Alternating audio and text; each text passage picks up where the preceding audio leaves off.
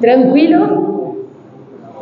Então vamos lá. Boa tarde, pessoal que está aqui hoje. Tudo bom com vocês? Vamos começar então a nossa primeira entrevista do dia do Topão com o nosso convidado especial, que vai se apresentar, por favor. Olá, eu sou o Fel Barros, estou aqui a convite do pessoal. Muito obrigado aí pelo convite, pessoal de Campinas. Uma curiosidade, é a primeira vez em 15 anos que eu venho a Campinas para um evento de board game. Momento inédito na história. Tudo bem, Fel. Obrigado primeiro pelo convite, ter aceitado o convite do Tesouros do Bardo, ter aceitado o convite do DOF para estar vindo aqui bater esse papo com a gente. Primeira vez em Campinas, já esteve aqui sem ser para board games antes? Viracopos, né? Já vi algumas edições. Só na passagem, então. Legal. Primeira vez que eu venho aqui com mais tempo. E bom, para quem não conhece o Fel ainda, né? São quantos anos aí criando jogos, Fel? Esse ano é meu aniversário de 10 anos, né? De fazendo isso. Tudo começou em 2014. E tudo começou aonde? Com um jogo chamado Warzoo, em 2014. Tô até com ele aqui para mostrar para galera. Vou pegar aqui.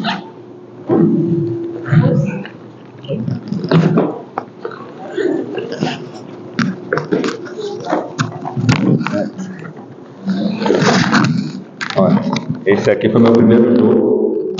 Foi lançado em 2014. Ele é baseado na Revolução dos Bichos. Eu era professor de português antes de trabalhar com o jogo e gostava muito de literatura, né? Então eu fiz esse catarse em 2014, bem no comecinho, né, do financiamento coletivo e tal. E foi ali que começou minha carreira oficialmente, né?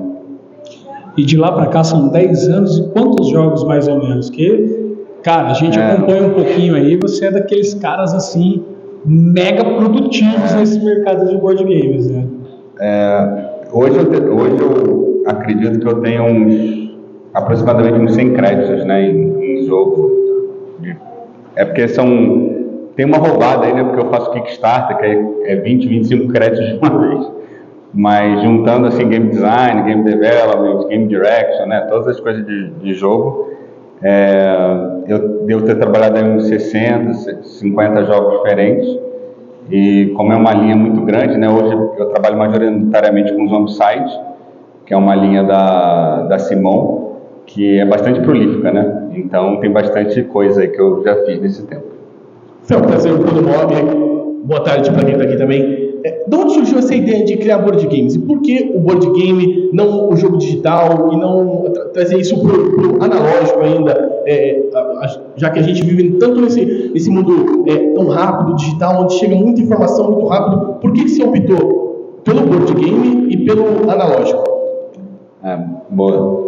Cara, sendo muito pragmático, eu optei pelo board game porque era um caminho de menor resistência, digamos assim. Para quem não sabe, você consegue fazer um board game, você parar em casa, não é fácil, tá? Mas você parar em casa, começar a rabiscar, né, com algum repertório, com alguma coisa, você consegue fazer um jogo sozinho, né, que foi o caso desse Warzoo aqui. Eu entrei no hobby em 2007 e lá para 2009, 2010 começou o pessoal a fazer alguns jogos, mas lá fora. Eu falei, vou tentar fazer algo mais original. E eu tive essa coisa eu tinha um conto que eu tinha escrito, né, para a faculdade da Revolução dos Bichos, que era o que aconteceu depois do final da Revolução dos Bichos, né? Eu acho que eu posso dar spoiler, né, porque é um livro de mais de 100 anos, mas basicamente são uns porcos que tomam a fazenda e eles começam a brigar no final. E aí eu peguei essa premissa, né, para criar um jogo em cima, que foi o Warzoo, e eu acho que eu queria também trabalhar com financiamento coletivo, né, porque na época eu também não tinha essa grana é caro fazer um jogo, e na época a gente fez R$40 mil, que hoje não é tanta grana, mas em 2014 era bastante dinheiro. E era um jogo só de carta, né? Então foi bem significativo, assim, a gente bateu um recorde na época de velocidade do financiamento, né? Então acho que foi muito essa coisa da barreira de resistência ser menor, né? Para fazer um jogo digital tem que ter pelo menos um programador também, um artista. E aqui eu rabisquei, eu falei, ó, gente, paguei uma arte, né? Botei no financiamento e falei, ó, esse aqui vai ser o jogo, aí vai ficar legal, só que precisa de dinheiro para pagar o artista, para ninguém trabalhar de graça.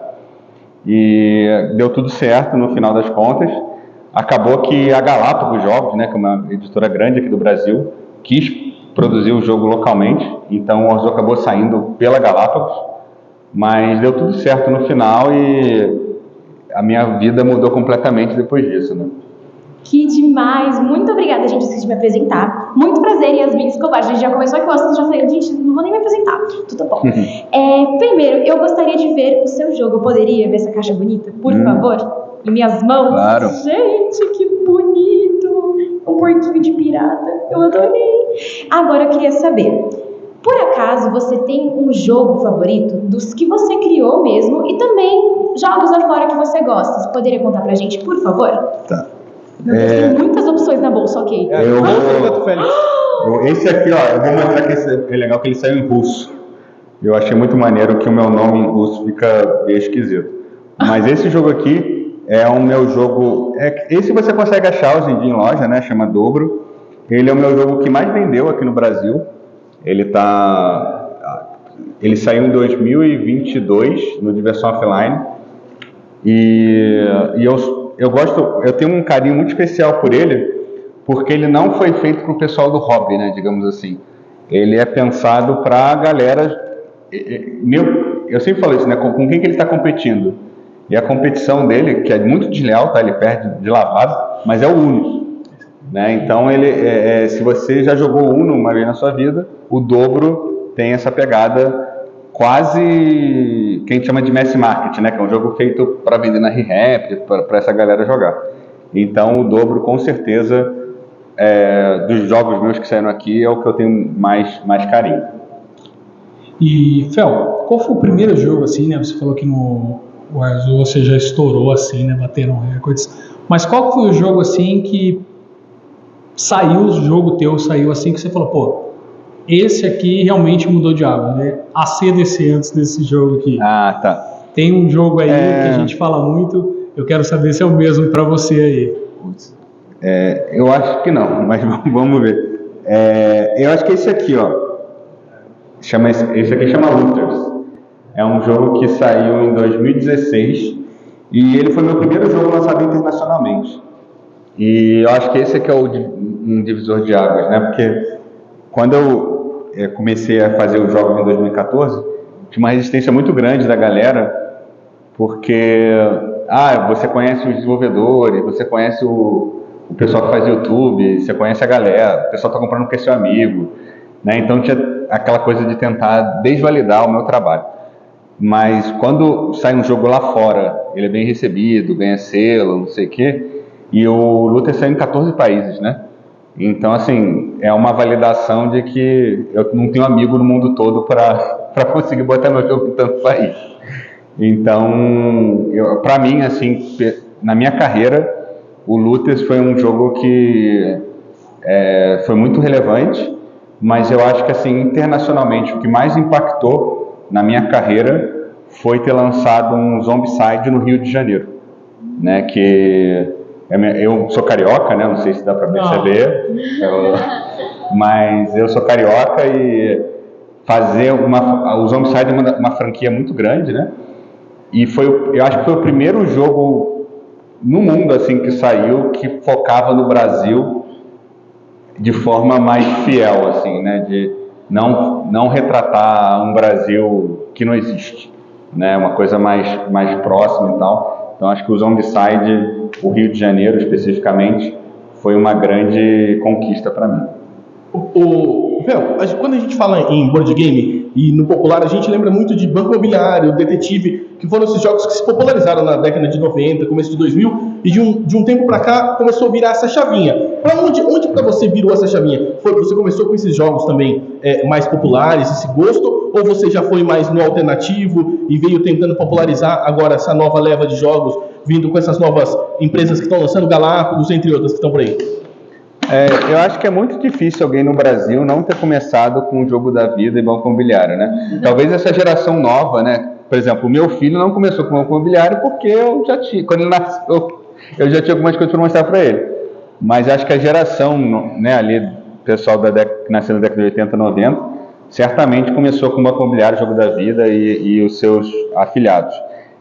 Mas eu acho que a grande virada aqui no Brasil especificamente veio com o Zombicide em 2010. Né? Já tinha saído algumas coisas aqui no Brasil, inclusive o Game of Thrones, né, que foi um jogo que saiu na Livraria Cultura e tal, mas o Zombicide ele foi um fenômeno interessante porque ele foi o primeiro jogo a vender 1.000 cópias em menos de 6 meses. E ele veio um preço, na época, né, era R$250. A inflação deu uma aumentada, hoje está uns 700 conto, mas na época veio R$250 e foi um burburinho na época, né, assim, vendeu super bem, acabou super rápido. E eu lembro... Oi? Alô? Então foi foi um fenômeno. Na época, eu lembro que as comunidades cresceram pra caramba, começou a aparecer no Jovem Nerd, né, que foi um canal de bastante relevância para o hobby no começo. Então, eu acho que aqui no Brasil, especificamente, o Zombicide foi esse ponto de virada. Eu preciso dizer que eu amei a sua maleta de jogos e eu gostaria de saber qual é o seu projeto mais recente, o último que você lançou. Tá, o meu último projeto anunciado chama Zombicide Paris, que é uma continuação do Rio de Janeiro, né? Uma outra, foi anunciado no ano passado, vai ser agora esse ano. E não saiu ainda? Não, ele foi anunciado, ele vai ser agora esse ano. E o Arm of the Dead, que é um outro jogo que vai sair esse ano também, que é baseado no filme do Zack Snyder na Netflix. Né? Esses foram os meus 2 últimos projetos maiores. Assim. E saindo um pouquinho do jogo de tabuleiro, você chegou a produzir algum outro tipo de jogo, algum outro tipo de trabalho relativo com a cultura geek ou nerd em geral, ou é sempre no board game? Eu tenho muita vontade de fazer jogo digital.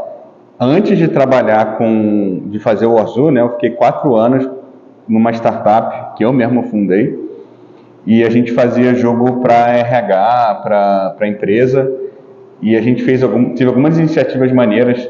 Eu lembro que a gente trabalhou com o governo do Rio sobre explicar um pouco gravidez, né? E eu pegar uma obstetra e eu tinha que transformar aquilo num jogo. A gente fez um projeto muito bacana para comunidades carentes no Rio de Janeiro sobre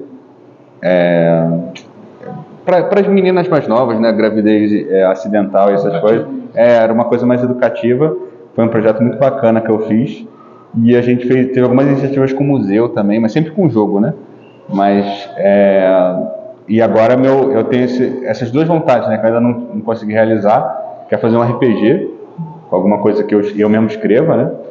E eu também um dia quero trabalhar com digital, então quem sabe no futuro não consiga fazer alguma coisa nesse sentido.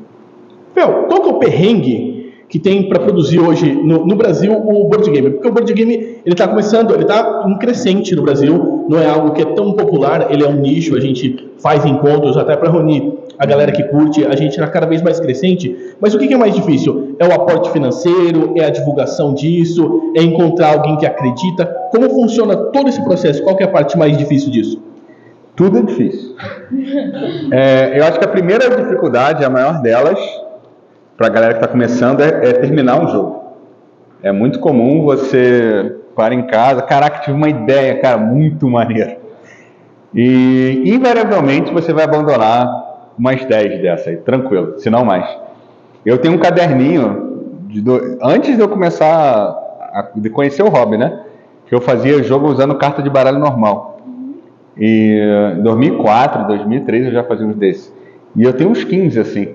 E nunca... O Azul, inclusive, é meio que filhote de um desses, mas em geral eles são todos abandonados. Porque eu acho que a primeira dificuldade é que você ter a ideia e você pensar e começar a rabiscar é muito legal, mas eventualmente é muito comum você desistir, porque você tem um maior trabalhão para fazer o protótipo, lá corta papel, não sei o que, e você joga e tá catastrófico, assim, o jogo é muito ruim. Não existe como o jogo ficar bom na primeira vez, tá, gente? Não é, independente da sua qualidade como autor, não vai ficar bom a primeira vez que você jogar. Isso é a primeira parte, né? Mas beleza, você perseverou lá, conseguiu terminar seu jogo. Arte é uma coisa cara, né?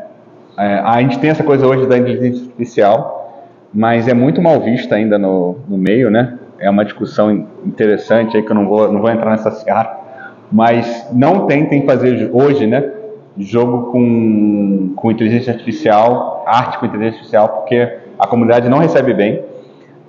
Inclusive alguns projetos caíram no Kickstarter por causa disso. Então tem a coisa do artista, né, você pegar uma arte legal é difícil. A produção aqui no Brasil melhorou muito em relação ao que era quando eu comecei.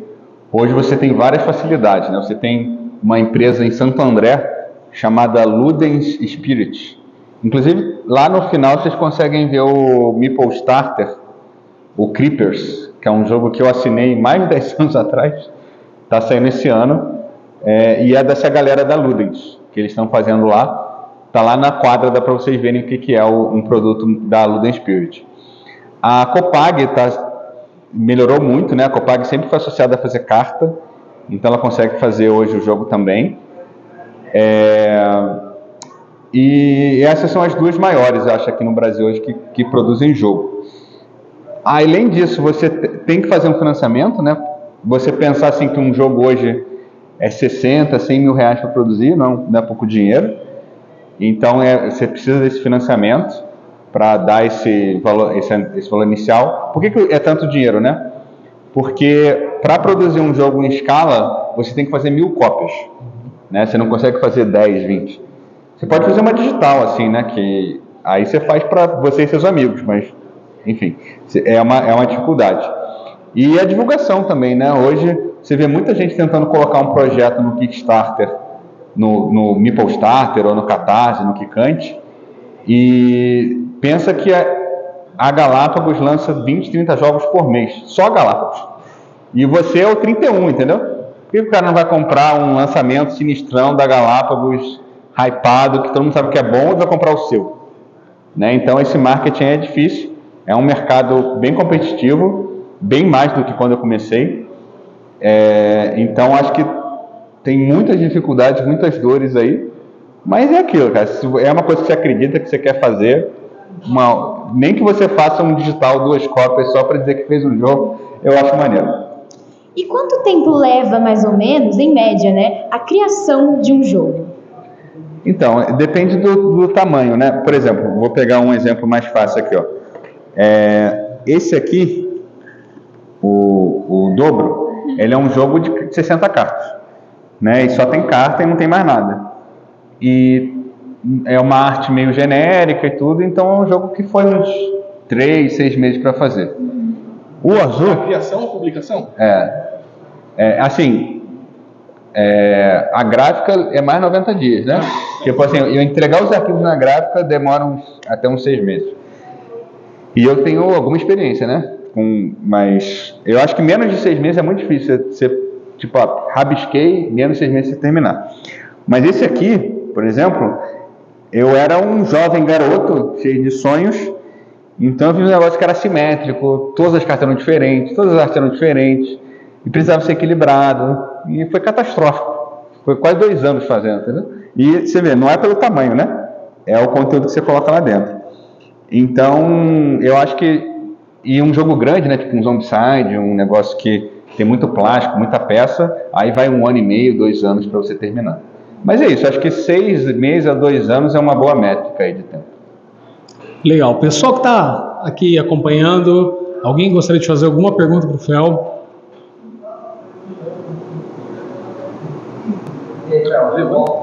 Beleza. Oi, desculpa, não ouvi isso não. Pirata. Direto na live do Rio lá. Ah, legal, legal. Uma previsão para o que sai do Monty. Então, a gente já entregou os arquivos. Eu não sei, tem uma coisa assim que eu sempre falo, né? A Galápagos e a Comini são empresas distintas, né? Então, mesmo que o Monty Python saia esse ano, próximo ano, lá fora, aqui no Brasil, eu fico sabendo junto com vocês, entendeu? É uma caixinha de surpresa. Por exemplo, o Iron Maiden é um negócio que a gente fez em 2022, eu acho. E anunciaram agora. Eu soube na Spoiler Fest, né? Não foi caraca, vai ser o Iron Maiden, que a gente trabalhou há tanto tempo, que legal. Mas eu acho que é isso, você pega o anúncio, coloca 1, 2 anos, e acho que é uma boa previsão para se pegar o jogo, quem fez lá fora chegar aqui. Né? Tá certo, pessoal. Bom, esse foi o Fel. Fel, obrigado. Eu disse em nome do Tesouros do Bardo, do DOF, aqui do pessoal do Bento Quirino, por estar presente, por topar esse nosso convite, esse desafio de vir no primeiro Big Game Day de Campinas. É um evento que a gente tá muito lisonjeado de você estar participando, tá certo? Legal. Agradeço. Obrigado, gente. Aí, galera. Em 10 minutos aqui nesse palco, Germana Viana. Vou passar aqui para os meus amigos. Ô Fel, mas antes de você ir embora, às vezes a galera ficou meio tímida, aí, às vezes não deu tempo da gente tirar todas as dúvidas. Onde a gente te acha na internet? Onde a gente pode tirar dúvidas? Onde a gente fica sabendo das novidades aí? O meu Instagram pessoal é meio tudão, assim, é fel.barros. Vocês podem seguir lá no Instagram. Não posso garantir tempo de resposta, porque eu sou meio velho, assim, aquele negócio do request eu esqueço. Mas eu sempre tento responder todo mundo e tal. E entre no Ludopédia também, né? Eu posto bastante coisa lá. Inclusive, quem tiver interesse em game design, eu tenho um post chamado Fel, quero fazer um jogo e agora, que tem tipo umas 40 horas de game design lá, para o pessoal quiser se aprofundar um pouco mais. Fel, muito obrigada Eu que agradeço. por estar aqui com a gente hoje, por divulgar o seu trabalho também. Foi incrível, obrigada mesmo. Quer falar mais alguma coisa, um recado final para o público? Agradeço, pessoal. Se você tem vontade de fazer um jogo, persevera, porque é difícil, mas quando você segura a caixinha na mão é muito maneiro. Tá bom? Valeu, galera. Um abraço. Valeu, galera. Em 10 minutinhos a gente volta. Quem quiser tirar foto depois que o Fel vai estar aí pelo evento, pode ficar à vontade.